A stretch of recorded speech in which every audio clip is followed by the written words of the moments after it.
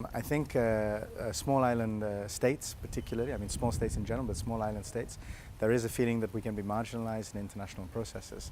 On the other hand, we do have certain experiences in terms of sustainability because we have such unique environments that can provide the template for a more sustainable planet as a whole. So I would say the real value of these meetings is to come up with concrete and practical policy proposals which can influence both individual states, and I'm talking here of small as well as large states, as well as policy proposals that can be adopted by international development institutions to actually make for a more sustainable planet.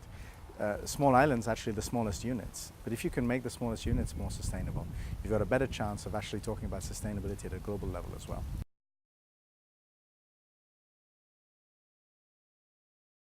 The key strength of the Commonwealth has been that it has offered this space for connection among, for example, these small states that can be very far apart geographically.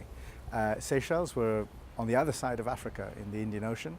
St Lucia is in the Caribbean. And visiting here, I can see just how similar we are.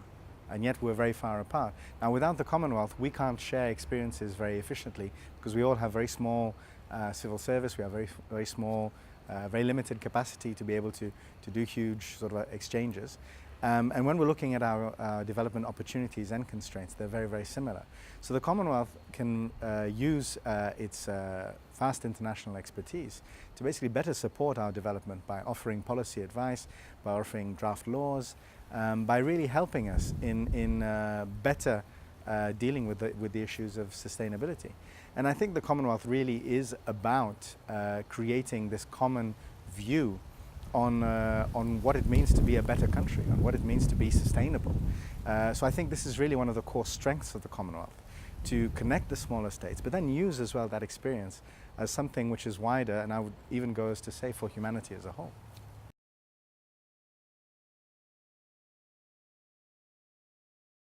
Well, the first thing, I mean, Seychelles, we went through a very difficult phase in 2007, 2008 with the world financial crisis, where, like all small states, and particularly the island states, we're very connected with the international economy. We depend on tourism. When there's a crisis in the world, we're the canary in the coal mine. We feel the effects first. We have the first impacts. We had big economic problems. We defaulted on our debt. But we use that as an opportunity, and I think that's what we can bring here. We restructured our debt, but also critically, we restructured as well the way we look at our tourism industry. We went for new markets. We started targeting particularly Eastern Europe, Middle East and Asia. That new influx of tourism investment as well as new tourists meant that the economy became very buoyant very quickly, and that meant that the restructuring of our debt actually became more sustainable. We've not completely solved our debt problems, but we've put it on a manageable setting. So what we can bring, I think, to partners in the Caribbean is to share those experiences. And the key message, I would say, is that restructuring the debt on its own is not enough. There has to be a restructuring of the economy and recognizing the real specifics of an island state. So just to say, for example, you're going to do retrenchment in the public service is not enough unless you can partner that with real growth opportunities, creation of more businesses, creation of more employment. So we managed to do that in Seychelles because of the specific circumstances. I think we can share that. Going forward, looking at the issue of debt, because debt is still a problem, even though we've made it manageable, we have less policy space because we can't take on new debt to invest in new infrastructure. So we've put forward what we're calling debt for adaptation swaps, whereby we can better adapt to climate change by, for example, having marine protected areas, and in return get more financing, retire more of our debt and get more financing to actually put into, for example, protected areas.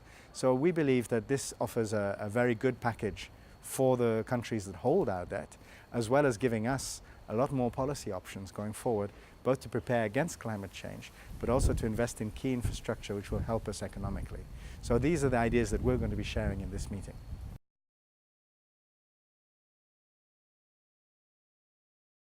Well, I think the Commonwealth has played a key role in basically proposing policy options which can be adopted both at the level of individual states and at the international level of international institutions.